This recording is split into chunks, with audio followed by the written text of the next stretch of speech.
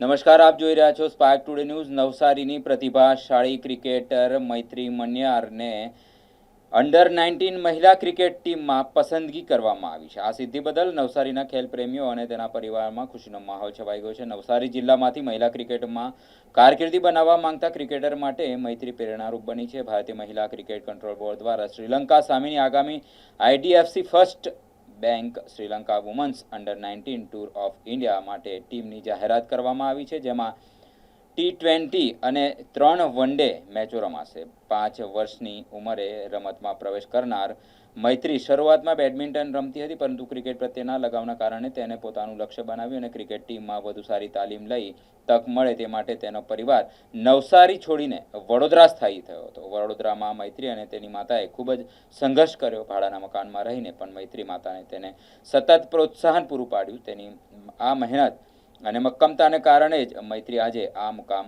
પર પહોંચી શકી છે। પરિવારનો સહયોગ તેની સફળતાનો મુખ્ય આધારસ્તંભ રહ્યો છે, તો નવસારી ક્રિકેટ એકેડમીએ પણ તેને ક્રિકેટનું ભાથું આપ્યું છે। મારું નામ મૈત્રી સંદીપ મન્યાર છે। હું 7 વર્ષની હતી ત્યારથી મેં ક્રિકેટ જર્ની સ્ટાર્ટ કરી હતી।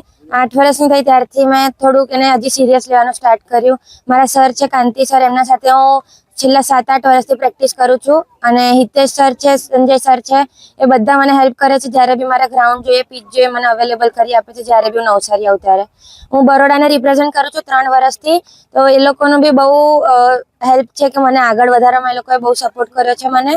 અને બસ મારા ફેમિલી મેમ્બર્સ છે, સર છે, બધા મારા માટે બહુ સેક્રિફાઈસ કર્યો છે કે હું જઈ આગળ ઇન્ડિયાને રિપ્રેઝેન્ટ કરું।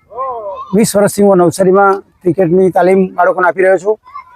એમાં નવસારીમાં સૌપ્રથમ એકેડેમી અમે ઇટાળવા મુકામે શરૂ કરેલી, જે નવસારીની ક્રિકેટની પહેલી એકેડેમી હતી અને ત્યાં શરૂઆતમાં જ પહેલી વુમન્સ તરીકે આ મૈત્રી દાખલ થઈ। પહેલી છોકરી અમારે ત્યાં દાખલ થયેલી, અમને ત્યારથી શરૂ થયું કે ભાઈ છોકરીઓ પણ રમશે। અને ત્યાર પછી ત્યાંથી અમે શિફ્ટ થયા અહીંયા SS અગ્રવાલમાં। બાજુમાં મુકેશભાઈ ઊભા છે, તો મુકેશભાઈને મેં ખાલી એક જ વિનવણી કરી કે મારા છોકરા બધા બરાબર રેડી થઈ ગયા છે, હવે આગળના સ્ટેજ ઉપર પહોંચે એમ છે, પણ અમારી પાસે મેદાન નથી।